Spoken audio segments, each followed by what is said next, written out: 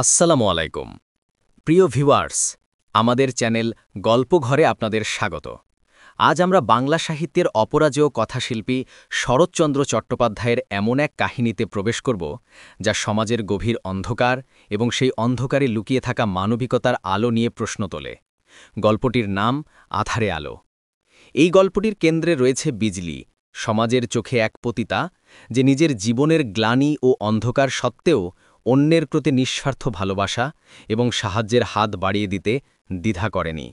সমাজ যাকে কেবল ঘৃণা করেছে সেই বিজলি কি তবে দেখিয়েছিল মানুষের প্রকৃত মানবিক রূপ, আর তার সেই অন্ধকার জীবনে সত্যিকারের আলো কিভাবে এসেছিল?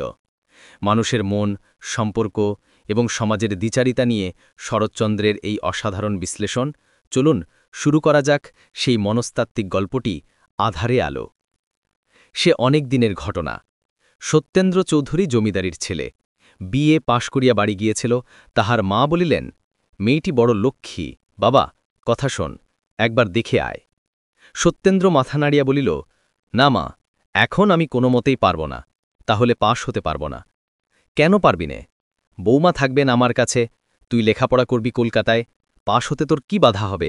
আমি তো ভেবে পাইনে সতু। না মা, সে সুবিধায় হবে না, এখন আমার সময় নেই, ইত্যাদি বলিতে বলিতে সত্য বাহির হইয়া যাইতেছিল। মা বলিলেন, যাস নে, দাঁড়া, আরও কথা আছে।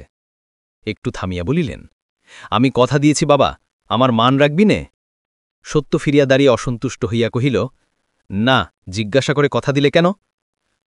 ছেলের কথা শুনিয়া মা অন্তরে ব্যথা পাইলেন।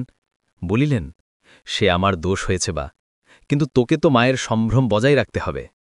তাছাড়া বিধবার মেয়ে, বড় দুঃখী। কথা শোন সত্য, রাজি হ। আচ্ছা পরে বলব, বলিয়া সত্য বাহির হইয়া গেল। মা অনেকক্ষণ চুপ করিয়া দাঁড়াইয়া রহিলেন। ওইটিই তাহার একমাত্র সন্তান। ৭-৮ বৎসর হইল স্বামীর কাল হইয়াছে, তদ্বধি বিধবা নিজেই নায়েব গোমস্তার সাহায্যে মস্ত জমিদারি শাসন করিয়া আসিতেছেন। ছেলে কলিকাতায় ঠাকিয়া কলেজে পড়ে, বিষয় আশয়ের কোনো সংবাদই তাহাকে রাখিতে হয় না। জননী মনে মনে ভাবিয়া রাখিয়াছিলেন, ছেলে ওকালতি পাশ করিলে তাহার বিবাহ দিবেন এবং পুত্রবধূর হাতে জমিদারি এবং সংসারের সমস্ত ভারার্পণ করিয়া নিশ্চিন্ত হইবেন। ইহার পূর্বে তিনি ছেলেকে সংসারী করিয়া তাহার উচ্চশিক্ষার অন্তরায় হইবেন না। কিন্তু অন্য রূপ ঘটিয়া দাঁড়াইল। স্বামীর মৃত্যুর পর এ বাটিতে এতদিন পর্যন্ত কোনো কাজকর্ম হয় নাই। সেদিন কি একটা ব্রত উপলক্ষে সমস্ত গ্রাম নিমন্ত্রণ করিয়াছিলেন। মৃত্যু অতুল মুখুজ্জের দরিদ্র বিধবা ১১ বছর মেয়ে লইয়া নিমন্ত্রণ রাখিতে আসিয়াছিলেন। এই মেয়েটিকে তাহার বড় মনে ধরিয়াছে। শুধু যে মেয়েটি নিখুঁত সুন্দরী তাহা নহে, ওইটুকু বয়সে মেয়েটি যে অশেষ গুণবতী তাহাও তিনি ২-৪টে কথাবার্তায় বুঝিয়া লইয়াছিলেন। মা মনে মনে বলিলেন, আচ্ছা আগে তো মেয়ে দেখাই, তারপর কেমন না পছন্দ হয় দেখা যাবে। পরদিন অপরাহ্ন বেলায় সত্য খাবার খাইতে মায়ের ঘরে ঢুকিয়া স্তব্ধ হইয়া নাড়াইল। তাহার খাবারের জায়গার ঠিক সম্মুখে আসন পাতিয়া বৈকুণ্ঠের লক্ষ্মী ঠাকুরুনিটিকে হীরা মুক্তায় সাজাইয়া বসাইয়া রাখিয়াছে। মা ঘরে ঢুকিয়া বলিলেন, খেতে বস। সত্যর চমক ভাঙিল। সে থতমত খাইয়া বলিল, এখানে কেন? অন্য কোথাও আমার খাবার দাও। মা মৃদু হাসিয়া বলিলেন, তুই তো আর সত্যি বিয়ে করতে যাস নে, ওই ফোটা মেয়ের সামনে তোর লজ্জা কি? আমি কারুকে লজ্জা করি নে, বলিয়া সে প্যাঁচার মতো মুখ করিয়া সম্মুখের আসনে বসিয়া পড়িল। মা চলিয়া ডালেন। মিনিট দুয়েকের মধ্যে সে খাবারগুলো কোনোমতে নাকে মুখে গুজে উঠিয়া গেল। বাহিরের ঘরে ঢুকিয়া দেখিল ইতিমধ্যে বন্ধুরা জুটিয়াছে এবং পাশার ছক পাতা হইয়াছে।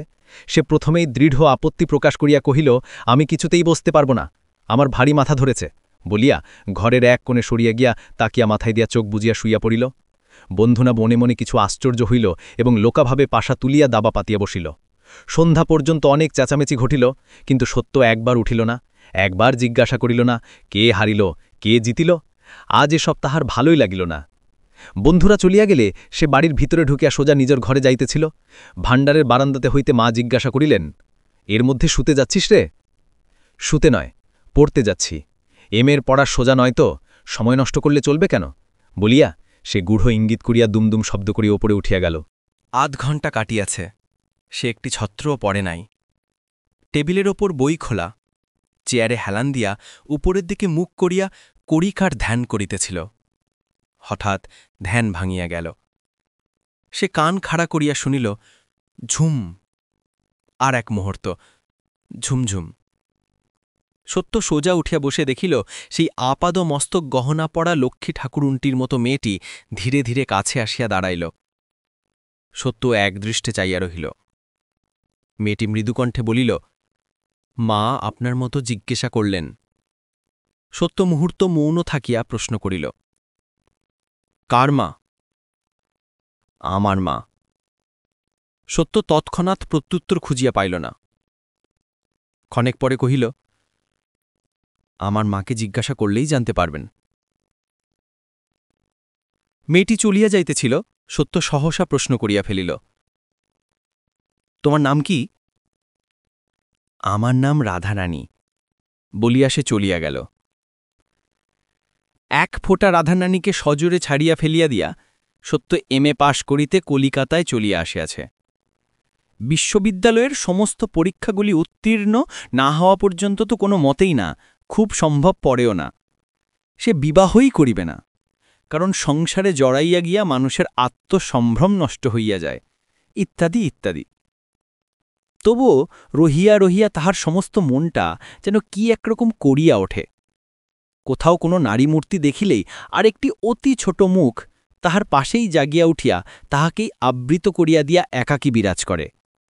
সত্য কিছুতেই সে লক্ষ্মীর প্রতিমাটিকে ভুলিতে পারে না।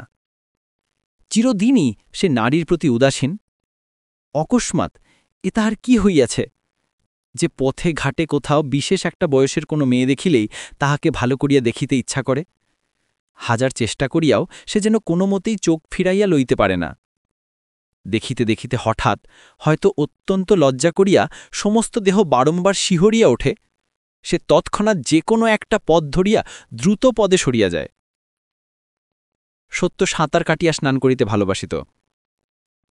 তাহার চোরবাগানের বাসা হইতে গঙ্গা দূরে নয়, প্রায় সে জগন্নাথের ঘাটে স্নান করিতে আসিত। আজ পূর্ণিমা, ঘাটে একটু ভিড় হইয়াছিল। গঙ্গায় আসিলে সে যে উৎকলী ব্রাহ্মণের কাছে শুষ্কবস্ত্র জিম্মা রাখিয়া জলে নামিত, তাহারই উদ্দেশ্যে আসিতে গিয়া এক স্থানে বাধা পাইয়া স্থির হইয়া দেখিল ৪-৫ জন লোক একদিকে চাহিয়া আছে। তাহাদের দৃষ্টি অনুসরণ করিয়া দেখিতে গিয়া বিস্ময়ে স্তব্ধ হইয়া দাঁড়াইল। তাহার মনে হইল একসঙ্গে এত রূপ সে আর কখনো নারীদেহে দেখে নাই।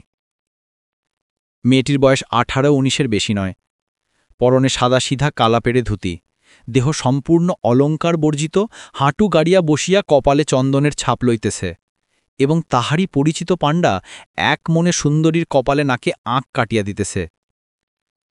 সত্য কাছে আসিয়া দাঁড়াইল।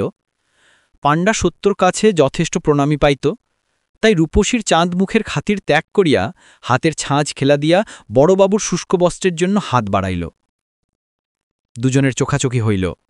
সত্য তাড়াতাড়ি কাপড়খানা পাণ্ডার হাতে দিয়া দ্রুতপদে সিঁড়ি বাহিয়া জলে গিয়া নামিল। আজ তাহার সাঁতার কাটা হইল না। কোনো মতে স্নান সারিয়া লইয়া যখন সে বস্ত্র পরিবর্তনের জন্য ওপরে উঠিল, তখন সেই অসামান্যা রূপসী চলিয়া গিয়াছে। সেদিন সমস্ত দিন ধরিয়া তাহার মন গঙ্গা গঙ্গা করিতে লাগিল, এবং পরদিন ভালো করিয়া সকাল না হইতেই মা গঙ্গা এমন সজোরে টান দিলেন যে সে বিলম্ব না করিয়া আলনা হইতে একখানি বস্ত্র টানিয়া লইয়া গঙ্গা যাত্রা করিল। ঘাটে আসিয়া দেখিল অপরিচিতা রূপসী এইমাত্র স্নান সারিয়া ওপরে উঠিতেছেন। সত্য নিজেও যখন স্নানান্তে পাণ্ডার কাছে আসিল, তখন পূর্বদিনের মতো আজিও তিনি ললাট চিত্রিত করিতেছিলেন। আজিও চারিচক্ষু মিলিল, আজিও তাহার সর্বাঙ্গে বিদ্যুৎ বহিয়া গেল। সে কোনো মতে কাপড় ছাড়িয়া দ্রুতপদে প্রস্থান করিল। রমণী যে প্রত্যহ অতি প্রত্যুষে গঙ্গায় স্নান করিতে আসেন, সত্য তাহা বুঝিয়া লইয়াছিল। এতদিন যে উভয়ের সাক্ষাৎ ঘটে নাই, তাহার একমাত্র হেতু পূর্বে সত্য নিজে কতটা বেলা করিয়াই স্নানে আসিত। জাহ্নবী তটে উপর্যু করি আজ ৭ দিন উভয়ের চারিচক্ষু মিলিয়াছে, কিন্তু মুখের কথা হয় নাই। বোধহয় তাহার প্রয়োজন ছিল না, কারণ যেখানে চাহানিতে কথা হয় সেখানে মুখের কথা কি মুখ হইয়া থাকিতে হয়। এই অপরিচিতা রূপসী যেই হন, তিনি যে চোখ দিয়া কথা কহিতে শিক্ষা করিয়াছেন এবং সে বিদ্যায় পারদর্শী, সত্যের অন্তর্যামী তাহা নিভৃত অন্তরের মধ্যে অনুভব করিতে পারিয়াছিল। সেদিন স্নান করিয়া সে কতটা অন্যমনস্কর মতো বাসায় ফিরিতেছিল, হঠাৎ তাহার কানে গেল, একবার শুনুন। মুখ তুলিয়া দেখিল রেলওয়ে লাইনের ওপারে সেই রমণী দাঁড়াইয়া আছেন। তাহার বাম কক্ষে জলপূর্ণ ক্ষুদ্র পিতলের কলসি, দক্ষিণ হস্তে সিক্ত বস্ত্র। মাথা নাড়িয়া ইঙ্গিতে আহ্বান করিলেন। সত্য এদিক ওদিক চাহিয়া কাছে গিয়া দাঁড়াইল। তিনি উৎসুক চক্ষে চাহিয়া মৃদুকণ্ঠে বলিলেন, আমার ঝি আজ আসেনি, দয়া করে যদি একটু এগিয়ে দেন তো বড় ভালো হয়। অন্যদিন তিনি দাসী সঙ্গে করিয়া আসেন, আজ একা। সত্যের মনের মধ্যে দ্বিধা জাগিল। কাজটা ভালো নয় বলিয়া একবার মনেও হইল, কিন্তু সে না বলিতেও পারিল না। রমণী তাহার মনের ভাব অনুমান করিয়া একটু হাসিলেন। এ হাসি যাহারা হাসিতে জানে, সংসারে তাদের অপ্রাপ্য কিছুই নাই। সত্য তৎক্ষণাৎ চলুন বলিয়া উহার অনুসরণ করিল। 2-4 পা অগ্রসর হইয়া রমণী আমার কথা কহিলেন। ঝির অসুখ, সে আসতে পারলে না, কিন্তু আমিও গঙ্গা স্নান না করে থাকতে পারিনে। আপনারও দেখছি এ বদ অভ্যাস আছে। সত্য আস্তে আস্তে জবাব দিল, আজ্ঞে হ্যাঁ, আমিও প্রায় গঙ্গা স্নান করি। এখানে কোথায় আপনি থাকেন? চোরবাগানে আমার বাসা। আমাদের বাড়ি জোড়াসাঁকোয়।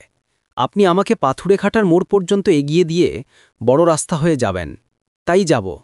বহুক্ষণ আর কোনো কথাবার্তা হইল না। চিতপুর রাস্তায় আসিয়া রমণী ফিরিয়া দাঁড়াইয়া আবার সেই হাসি হাসিয়া বলিলেন, কাছেই আমাদের বাড়ি, এবার যেতে পারব। নমস্কার। নমস্কার বলিয়া সত্য ঘাড় গুজিয়া তাড়াতাড়ি চলিয়া গেল।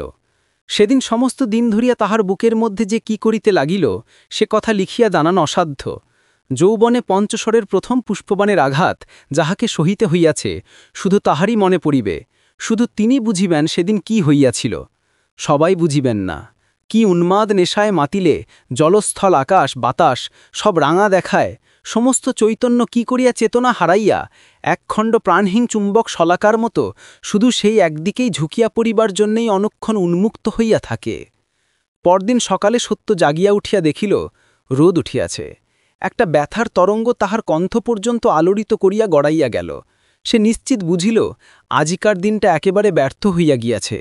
চাকরটা সম্মুখ দিয়া যাইতেছিল, তাহাকে ভয়ানক ধমক দিয়া কহিল, হারামজাদা, এত বেলা হয়েছে, তুলে দিতে পারিসনি, যা, তোর 1 টাকা জরিমানা। সে বেচারা হতবুদ্ধি হইয়া চাইয়া রইল। সত্য দ্বিতীয় বস্ত্র না লইয়া রুষ্টমুখে বাসা হইতে বাহির হইয়া গেল। পথে আসিয়া গাড়ি ভাড়া করিল এবং গাড়োয়ানকে পাথুরে ঘাটার ভিতর দিয়ে হাঁকাইতে হুকুম করিয়া রাস্তা 2 দিকেই প্রাণপণে চক পাতিয়া রাখিল। কিন্তু গঙ্গায় আসিয়া ঘাটের দিকে চাহিতেই তাহার সমস্ত ক্ষোভ যেন জুড়াইয়া গেল। বরঞ্চ মনে হইল যেন অকস্মাৎ পথের উপরে নিক্ষিপ্ত একটা অমূল্য রত্ন কুড়াইয়া পাইল।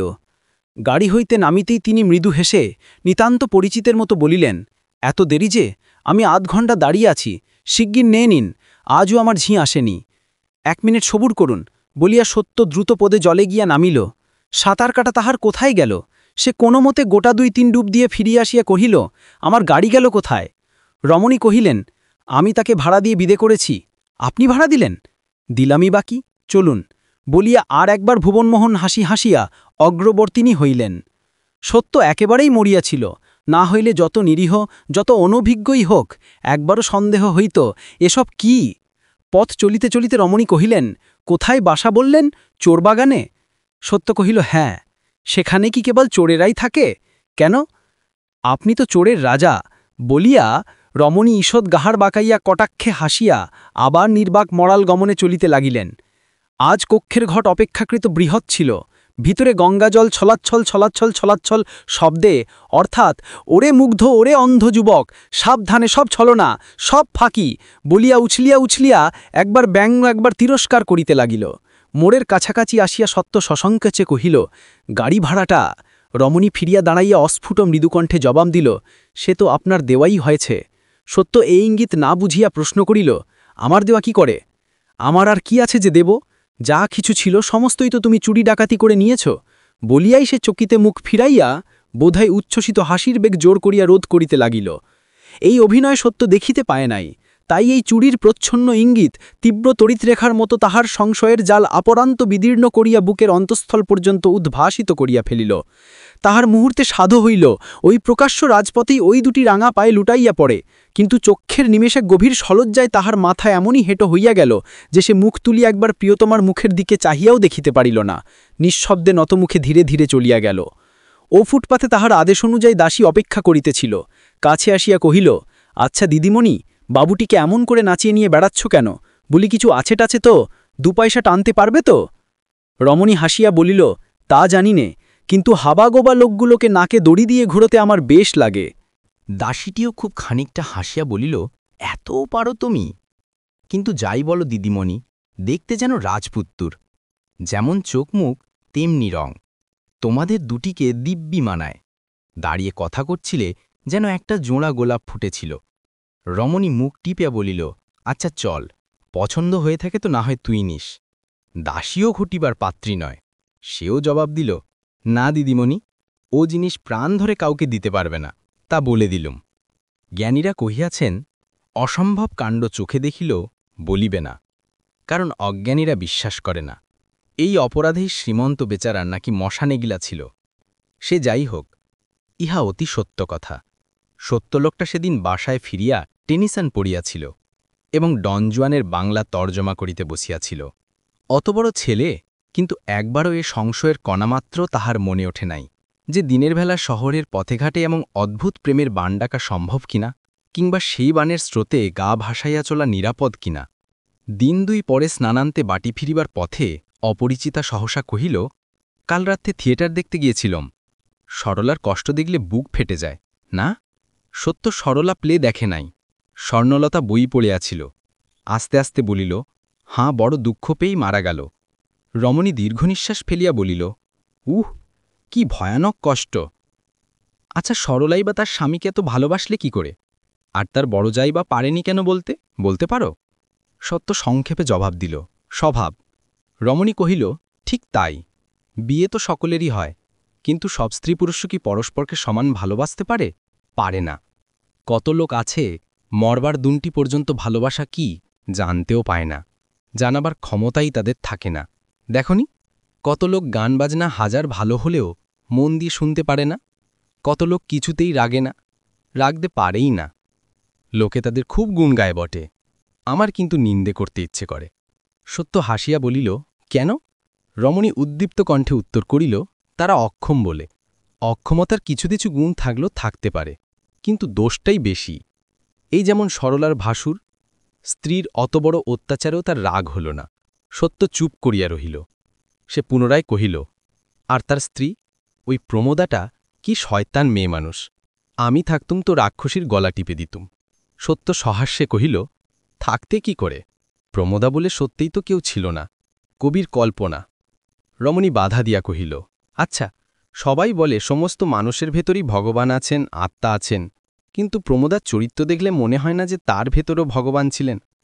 সত্যি বলছি তোমাকে, কোথায় বড় বড় লোকের বই পড়ে মানুষ ভালো হবে, মানুষকে মানুষ ভালোবাসবে, তা না এমন বই লিখে দিলেন যে পড়লে মানুষের ওপর মানুষের ঘৃণা জন্মে যায়। বিশ্বাসই হয় না যে সত্যিই সব মানুষের অন্তরেই ভগবানের মন্দির আছে। সত্য বিস্মিত হইয়া তাহার মুখপানে চাহিয়া কহিল, তুমি বুঝি খুব বই পড়ো? রমণী কহিল, ইংরেজি জানি নে তো, বাংলা বই যা বেরোয় সব পড়ি।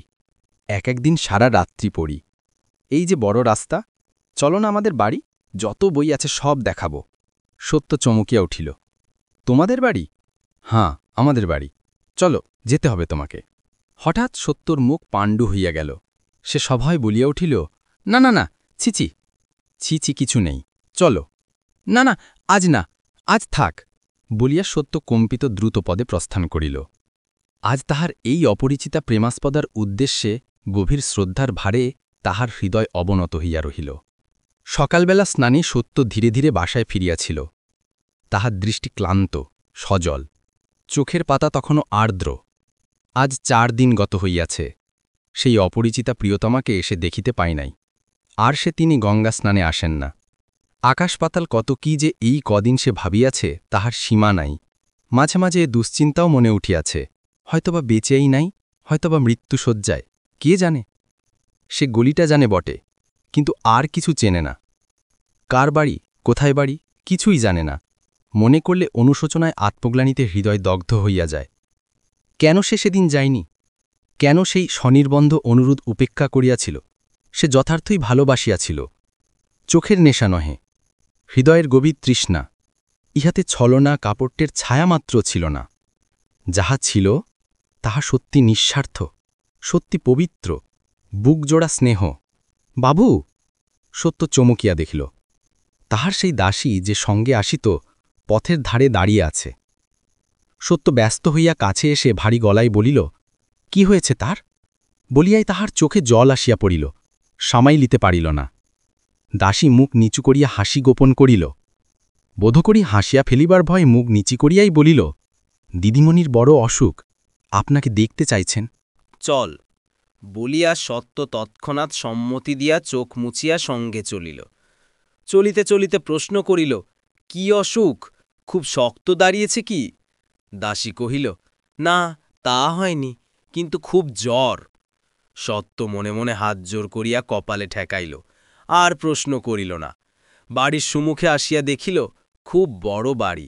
দ্বারের কাছে বসিয়া একজন হিন্দুস্তানি দরোয়ান ঝিমাইতেছে। দাসীকে জিজ্ঞাসা করিল, আমি গেলে তোমার দিদিমণির বাবা রাগ করবেন না তো? তিনি তো আমাকে চেনেন না। দাসী কহিল, দিদিমণির বাপ নেই, শুধু মা আছেন।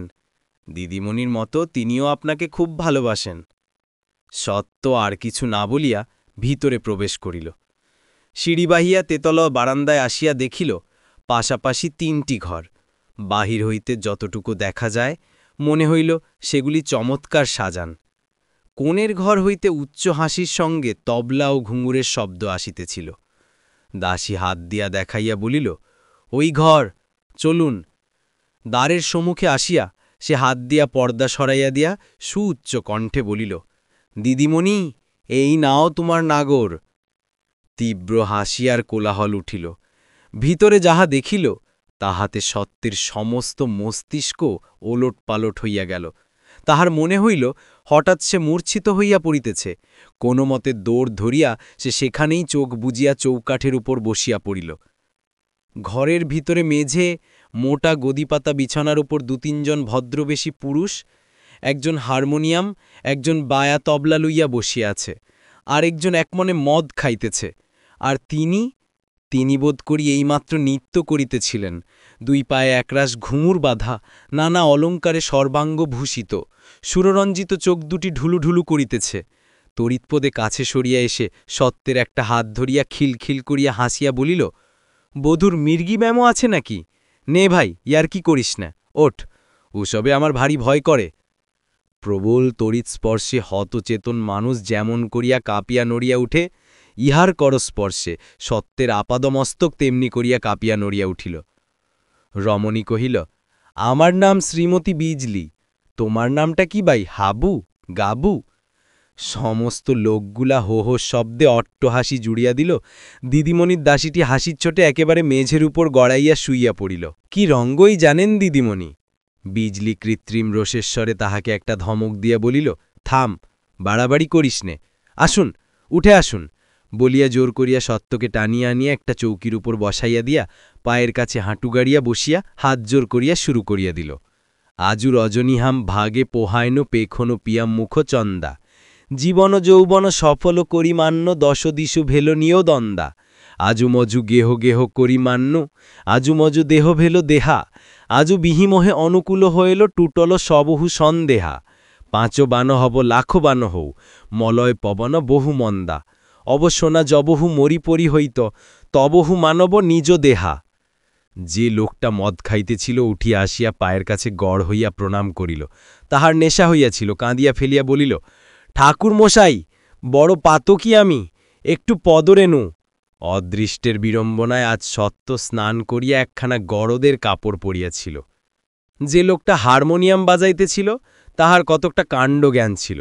সে সহানুভূতিস্বরে কহিল, কেন বেচারাকে মিছামিছি সাজাচ্ছ? বিজলি হাসিতে হাসিতে বলিল, বাহ, মিছামিছি কিসে? ও সত্যিকারের সং বলেই তো এমন আমোদের দিনে ঘরে এনে তোমাদের তামাশা দেখাচ্ছি। আচ্ছা মাথাকাস গাবু, সত্যি বলতো ভাই, কি আমাকে তুই ভেবেছিলি?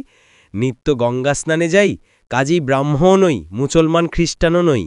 হিন্দুর ঘরের এত বড় ধাড়ি মেয়ে, হয় সধবা নই বিধবা। কি মতলবে চুটিয়ে পীড়িত করছিলি বলতো? বিয়ে করবি বলে, না ভুলিয়ে নিয়ে লম্বা দিবি বলে? ভারী একটা হাসি উঠিল। তারপর সকলে মিলিয়া কত কথাই বলিতে লাগিল। সত্য একটা বারও মুখ তুলিল না, একটা কথার জবাব দিল না। সে মনে মনে কি ভাবিতেছিল তাহা বলিবই বা কি করিয়া, আর বলিলে বুঝিবে বাকে। থাকছে। বিজলি সহসা চকিত হইয়া উঠিয়া দাঁড়াইয়া বলিল, বাহ, বেশ তো আমি, যা ক্ষমা, শিগগির যা, বাবুর খাবার নিয়ে আয়, স্নান করে এসেছেন, বাহ, আমি কেবল তামাশাই করছি যে।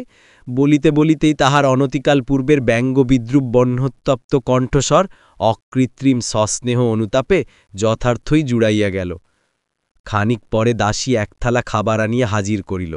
বিজলি নিজের হাতে লইয়া আবার হাঁটু গাড়িয়া বসিয়া বলিল, মুখ তোল, খাও। এতক্ষণ সত্য তাহার সমস্ত শক্তি এক করিয়া নিজেকে সামলাইতেছিল। এইবার মুখ তুলিয়া শান্তভাবে বলিল, আমি খাব না। কেন, জাত যাবে, আমি হাঁড়ি না মুচি? সত্য তেমনি শান্ত কণ্ঠে বলিল, তাহলে খেতুম, আপনি যা তাই। বিজলি খিলখিল করিয়া হাসিয়া বলিল, হাবুবাবুও ছুরি ছোড়া চালাতে জানেন দেখছি, বলিয়া আবার হাসিল, কিন্তু তাহার শব্দমাত্র, হাসি নয়। তাই আর কেহ সে হাসিতে যোগ দিতে পারিল না। সত্য কহিল, আমার নাম সত্য, হাবু নয়। আমি ছুরি ছড়া চালাতে কখন শিখিনি, কিন্তু নিজের ভুল টের পেলে শুধরাতে শিখেছি।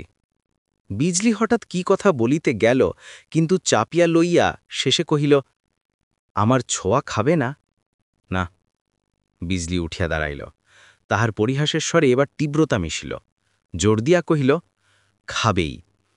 এই বলছি তোমাকে, আজ না হয় কাল, না হয় দুদিন পরে খাবেই তুমি। সত্য ঘাড় নাড়িয়া বলিল, দেখুন, ভুল সকলেরই হয়। আমার ভুল যে কত বড় তা সবাই টের পেয়েছে, কিন্তু আপনারও ভুল হচ্ছে। আজ নয় আগামী জন্মে নয়, কোন কালেই আপনার ছোঁয়া খাব না। অনুমতি করুন, আমি যাই, আপনার নিঃশ্বাসে আমার রক্ত শুকিয়ে যাচ্ছে। তাহার মুখের উপর গভীর ঘৃণার এমন সুস্পষ্ট ছায়া পড়িল যে তাহা ওই মাতালটার চক্ষুও এড়াইল না।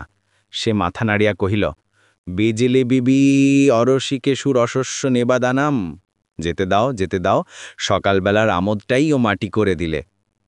বিজলি জবাব দিল না। স্তম্ভিত হইয়া সত্যর মুখপানে চাহিয়া দাঁড়াইয়া রহিল। যথার্থই তাহার ভয়ানক ভুল হইয়াছিল। সে তো কল্পনাও করে নাই এমনি মুখচোরা শান্ত লোক এমন করিয়া বলিতে পারে। সত্য আসন ছাড়িয়া উঠিয়া দাঁড়াইল। বিজলি মৃদুস্বরে কহিল, আরেকটু বসো। মাতাল শুনিতে পাইয়া চেঁচাইয়া উঠিল, হু, প্রথম চোটে একটু জোর খেলবে, যেতে দাও, যেতে দাও, সুতো ছাড়ো, সুতো ছাড়ো। সত্য ঘরের বাহিরে আসিয়া পড়িল। বিজলি পিছনে আসিয়া পথরোধ করিয়া চুপি চুপি বলিল, ওরা দেখতে পাবে তাই, নইলে হাত জোড় করে বলতুম আমার বড় অপরাধ হয়েছে। সত্য অন্যদিকে মুখ করিয়া চুপ করিয়া রহিল। সে পুনর্বার কহিল, এই পাশের ঘরটা আমার পড়ার ঘর, একবার দেখবে না? একটিবার এসো, মাপ চাচ্ছি। না, বলিয়া সত্য সিঁড়ির অভিমুখে অগ্রসর হইল। বিজলি পিছনে পিছনে চলিতে চলিতে কহিল, কাল দেখা হবে? না। আর কি কখনো দেখা হবে না? না। কান্নায় বিজলির কণ্ঠ রুদ্ধ হইয়া আসিল। ঢোক গিলিয়া জোর করিয়া গলা পরিষ্কার করিয়া বলিল, আমার বিশ্বাস হয় না, আর দেখা হবে না, কিন্তু তাও যদি না হয় বলো, এই কথাটা আমার বিশ্বাস করবে? ভগ্নসার শুনিয়া সত্য বিস্মিত হইল। কিন্তু এই 15-16 দিন ধরিয়া যে অভিনয় সে দেখিয়াছে, তাহার কাছে তো এটা কিছুই নয়। তথাপি সে মুখ ফেরাইয়া দাঁড়াইল। সে মুখের রেখায় রেখায় সুদৃঢ় অপ্রত্যয় পাঠ করিয়া বিজলির বুক ভাঙিয়া গেল। কিন্তু সে করিবে কি? হায় হায়, প্রত্যয় করাইবার সমস্ত উপায় যে সে অবর্জনার মতো সহস্তে ঝাড় দিয়া ফেলেছে। সত্য প্রশ্ন করিল, কি বিশ্বাস করব? বিজলির অষ্টধর ক্যাঁপিয়া উঠিল, কিন্তু স্বর ফুটিল না। অশ্রু ভারাক্রান্ত দুই চোখ মুহূর্তের জন্য তুলিয়াই অবনত করিল। সত্য তাহাও দেখিল, কিন্তু অশ্রুর কি নকল নাই? বিজলি মুখ না তুলিয়াই বুঝিল সত্য অপেক্ষা করিয়া আছে। কিন্তু সেই কথাটা যে মুখ দিয়া সে কিছুতেই বাহির করিতে পারিতেছে না, যাহা বাহিরে আসিবার জন্য তাহার বুকের পাঁজরগুলো ভাঙিয়া গুড়াইয়া দিতেছে। সে ভালোবেসেছে। সে ভালোবাসার একটা কণা সার্থক করার লোভে সেই রূপের ভাণ্ডার দেহটাও হয়তো একখণ্ড গলিত বস্ত্রের মতোই ত্যাগ করিতে পারে। কিন্তু তাহা কে বিশ্বাস করিবে? সে তো দাগী আসামি। অপরাধের শতকোটি চিহ্ন সর্বাঙ্গে মাখিয়া বিচারের সম্মুখে দাঁড়াইয়া আজ কি করিয়া সে মুখে আনিবে? অপরাধ করাই তাহার পেশা বটে, কিন্তু এবার সে নির্দোষ। যতই বিলম্ব হইতে লাগিল ততই সে বুঝিতে লাগিল বিচারক তাহার ফাঁসির হুকুম দিতে বসিয়াছে। কিন্তু কি করিয়া সে রোধ করিবে? সত্য অধীর হইয়া উঠিয়াছিল। সে বলিল, চললুম। বিজলি তবুও মুখ তুলিতে পারিল না, কিন্তু এবার কথা কহিল। বলিল, যাও, কিন্তু যে কথা অপরাধে মগ্ন থেকেও আমি বিশ্বাস করি, সেই কথা অবিশ্বাস করে যেন তুমি অপরাধী হইও না। বিশ্বাস করো, সকলের দেহতেই ভগবান বাস করেন এবং আমরণ দেহটাকে তিনি ছেড়ে চলে যান না। একটু থেমে কহিল, সব মন্দিরেই দেবতার পূজা হয় না বটে, তবুও তিনি দেবতা। তাকে দেখে মাথা নোয়াতে না পারো, কিন্তু তাকে মারিয়ে যেতেও তো পারো না। বলিয়েই পদশব্দে মুখ তুলিয়া দেখিল, সত্য ধীরে ধীরে নিঃশব্দে চলিয়া যাইতেছে। স্বভাবের বিরুদ্ধে বিদ্রোহ করা যাইতে পারে, কিন্তু তাহাকে তো উড়াইয়া দেওয়া যায় না। নারীর দেহের উপর শত অত্যাচার চলিতে পারে, কিন্তু নারীত্বকে তো অস্বীকার করা যায় না। বিজডিম নর্তকে, তথাপি সে যে নারী, আজীবন সহস্র অপরাধে অপরাধী, তবু যে এটা তাহার নারী দেহ। ঘণ্টাখানেক পরে যখন সে এ ঘরে ফিরিয়া আসিল, তখন তাহার লাঞ্ছিত অর্ধমৃত নারী প্রকৃতি অমৃত স্পর্শে জাগিয়া বসিয়াছে। এই অত্যল্প সময়টুকুর মধ্যে তাহার সমস্ত দেহে যে কি অদ্ভুত পরিবর্তন ঘটিয়াছে, তাহা ওই মাতালটা পর্যন্ত টের পেল।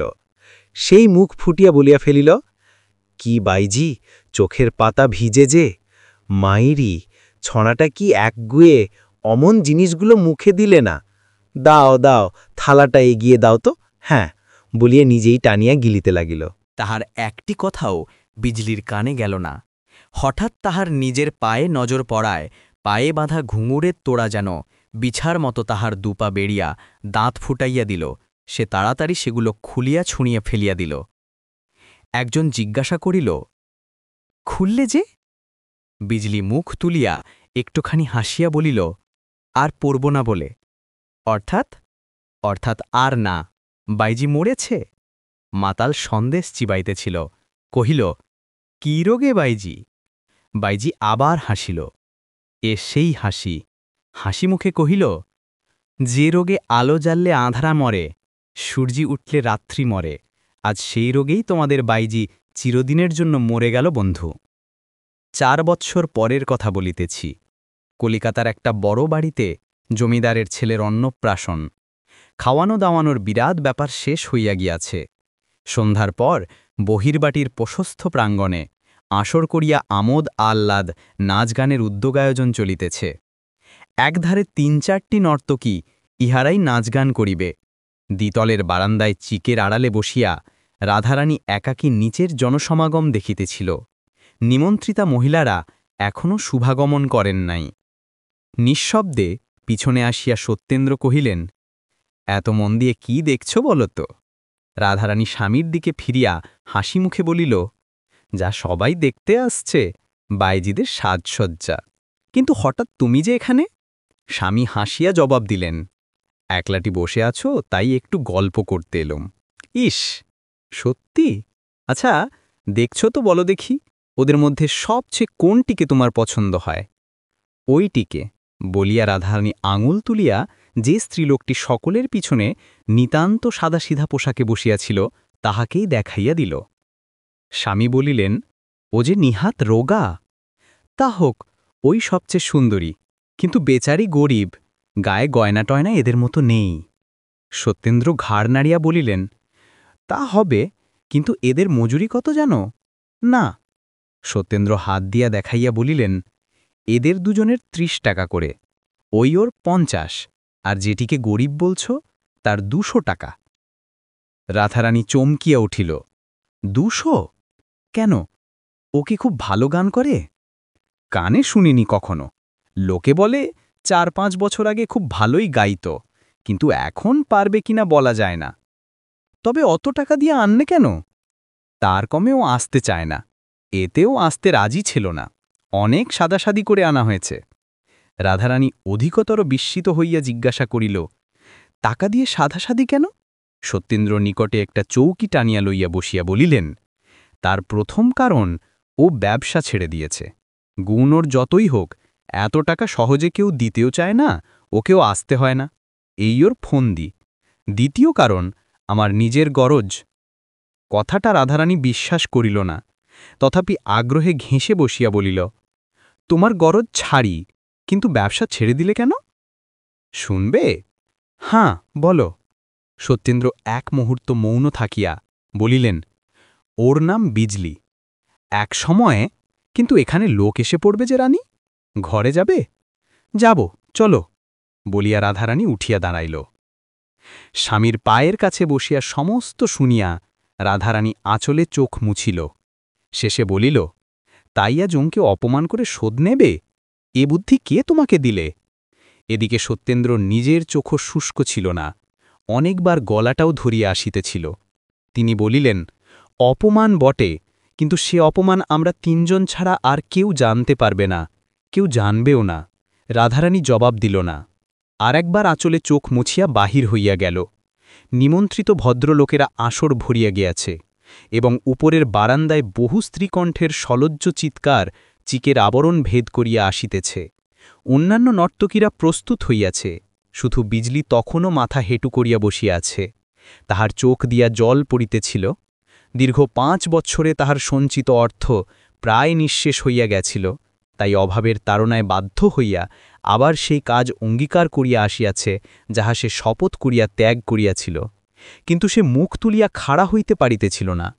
অপরিচিত পুরুষের সতৃষ্ণ দৃষ্টির সম্মুখে দেহ যে এমন পাথরের মতো ভারী হইয়া উঠিবে, পা যে এমন করিয়া দুমড়াইয়া ভাঙিয়া পড়িতে চাইবে, তাহা সে ঘণ্টা 2 পূর্বে কল্পনাও করিতে পারে নাই।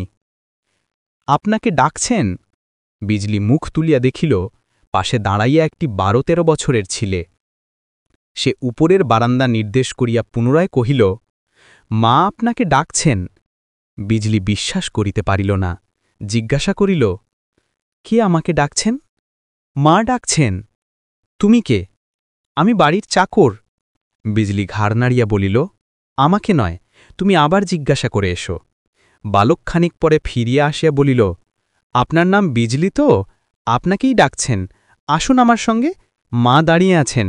চলুন, বলিয়া বিজলি তাড়াতাড়ি পায়ের ঘুঙুর খুলিয়া ফেলিয়া তাহার অনুসরণ করিয়া অন্দরে আসিয়া প্রবেশ করিল। মনে করিল গৃহিণীর বিশেষ কিছু ফরমায়েশ আছে, তাই এই আহ্বান। শোবার ঘরের দরজার কাছে রাধারানী ছেলে কোলে করিয়া দাঁড়াইয়াছিল। ত্রস্ত কুণ্ঠিত পদে বিজলি সম্মুখে আসিয়া দাঁড়াইবামাত্রই সে সসম্ভ্রমে হাত ধরিয়া ভিতরে টানিয়া আনিল এবং একটা চৌকির ওপর জোর করিয়া বসাইয়া দিয়া হাসি মুখে কহিল, দিদি, চিনতে পারো? বিজলি বিস্ময়ে হতবুদ্ধি হইয়া রহিল।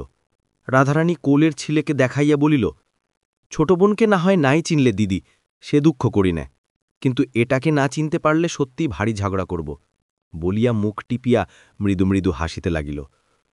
এমন হাসি দেখিয়াও বিজলি তথাপি কথা কহিতে পারিল না, কিন্তু তাহার আঁধার আকাশ ধীরে ধীরে স্বচ্ছ হইয়া আসিতে লাগিল। সেই অনিন্দ সুন্দর মাতৃমুখ হইতে সদ্য বিকশিত গোলাপ সদৃশ শিশুর মুখের প্রতি তাহার দৃষ্টি নিবদ্ধ হইয়া রহিল। রাধারানী নিস্তব্ধ। বিজলি নির্নিমেষ চক্ষে চাহিয়া চাহিয়া অকস্মাৎ উঠিয়া দাঁড়াইয়া 2 হাত প্রসারিত করিয়া শিশুকে কোলে টানিয়া লইয়া সজোরে বুকে চাপিয়া ধরিয়া ঝরঝর করিয়া কাঁদিয়া ফেলিল। রাধারানী কহিল, চিনেছ দিদি? চিনেছি বোন। রাধারানী কহিল, দিদি, সমুদ্র মন্থন করে 20 টুকি তার নিজে খেয়ে সমস্ত অমৃতটুকু এই ছোট বোনটিকে দিয়েছ। তোমাকে ভালোবেসেছিলেন বলেই আমি তাকে পেয়েছি। সত্যেন্দ্রর একখানি ক্ষুদ্র ফটোগ্রাফ হাতে তুলিয়া বিজলে একদৃষ্টে দেখিতেছিল। মুখ তুলিয়া মৃদু হাসিয়া কহিল, বিষের বিষই যে অমৃত বোন। আমি বঞ্চিত হইনি ভাই, সেই বিষই এই ঘোর পাপিষ্ঠাকে অমর করেছে। রাধারানী সে কথার উত্তর না দিয়া কহিল, দেখা করবে দিদি? বিজলি এক মুহূর্ত চোখ বুজিয়া স্থির থাকিয়া বলিল, না দিদি। 4 বছর আগে যেদিন তিনি এই অস্পৃশ্যটাকে চিনতে পেরে বিষম ঘৃণায় মুখ ফিরিয়ে চলে গেলেন, সেদিন দর্প করে বলেছিলুম, আবার দেখা হবে, আবার তুমি আসবে। কিন্তু সেই দর্প আমার রইল না, আর তিনি এলেন না। কিন্তু আজ দেখতে পাচ্ছি কেন দর্প হারিয়ে আমার সেই দর্প ভেঙে দিলেন। তিনি ভেঙে দিয়ে যে কি করে গড়ে দেন, কেড়ে নিয়ে যে কি করে ফিরিয়ে দেন, সে কথা আমার চেয়ে আজ কেউ জানে না বোন। বলিয়া সে আর একবার ভালো করিয়া আঁচলে চোখ মুছিয়া কহিল, প্রাণের জ্বালায় ভগবানকে নির্দয় নিষ্ঠুর বলে অনেক দোষ দিয়েছি, কিন্তু এখন দেখতে পাচ্ছি এই পাপিষ্টাকে তিনি কি দয়া করেছেন। তাকে ফিরিয়ে এনে দিলে আমি যে সব দিকে মাটি হয়ে যেতুম, তাকেও পেতুম না, নিজেকেও হারিয়ে ফেলতুম। কান্নায় রাধারানীর গলা রুদ্ধ হইয়া গিয়াছিল, সে কিছুই বলিতে পারিল না।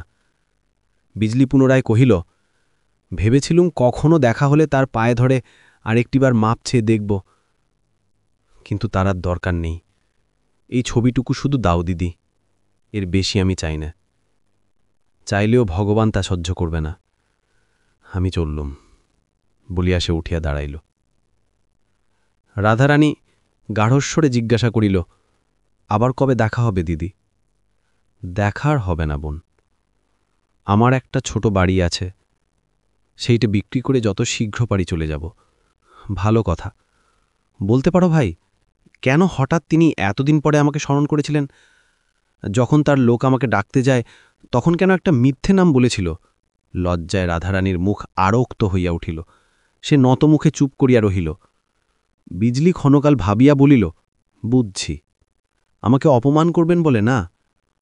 তাছাড়া এত চেষ্টা করে আমাকে আনবার তো কোনো কারণই দেখি না। রাধারানীর মাথা আরও হেট হইয়া গেল। বিজলি হাসিয়া বলিল, তোমার লজ্জা কি বোন? তবে তারও ভুল হয়েছে। তার পায়ে আমার 100 কোটি প্রণাম জানিয়ে বলো, সে হবার নয়। আমার নিজের বলে আর কিচ্ছু নেই। অপমান করলে সমস্ত অপমান তার গায়েই লাগবে। নমস্কার দিদি। নমস্কার বোন। বয়সে ঢ্যার বড় হলেও তোমাকে আশীর্বাদ করবার অধিকার তো আমার নেই। আমি কায়মনে প্রার্থনা করি বোন, তোমার হাতের নোয়া অক্ষয় হোক। চললুম। এই ছিল শরৎচন্দ্র চট্টোপাধ্যায়ের সেই মনস্তাত্ত্বিক গর্ত, আঁধারে আলোর পরিসমাপ্তি। গল্পের শেষে আমরা বুঝতে পারি যে মানুষের জীবনকে যে সমাজ অন্ধকারে ঠেলে দেয়, সেই সমাজই আবার সেই অন্ধকারকে উপেক্ষা করে কারোর ভেতরে থাকা আলোটুকু দেখতে পায় না। বিজলি তার জীবনের অন্ধকার সত্ত্বেও স্নেহ, সেবা এবং নিঃস্বার্থ ভালোবাসার মধ্য দিয়ে নিজের জীবনে এবং অন্যের জীবনে এক নতুন আলোর সন্ধান দিয়েছিল। এই গল্প আমাদের শেখায় যে চরিত্র বা চারপাশের অবস্থা দিয়ে মানুষকে বিচার করা উচিত নয়, বরং তার ভেতরের মানবিকতা দিয়ে বিচার করা উচিত। এই গভীর মানবিক গল্পটি শোনার পর আপনার কি মনে হল? সমাজের চোখে অন্ধকার হলেও বিজলি কি সত্যি আলো ছাড়তে পেরেছিল? আপনার মূল্যবান মতামত কমেন্ট বক্সে লিখে গল্পঘরকে জানাতে ভুলবেন না। ভিডিওটি যদি আপনার মন ছুঁয়ে থাকে তাহলে একটি লাইক দিন এবং এমন আরও মানবিক আবেদন সম্পন্ন ক্লাসিক বাংলা গল্প শুনতে সাবস্ক্রাইব করে আমাদের পাশে থাকুন। আজকের মতো এই পর্যন্তই। ভালো থাকবেন, সুস্থ থাকবেন। আল্লাহ হাফেজ।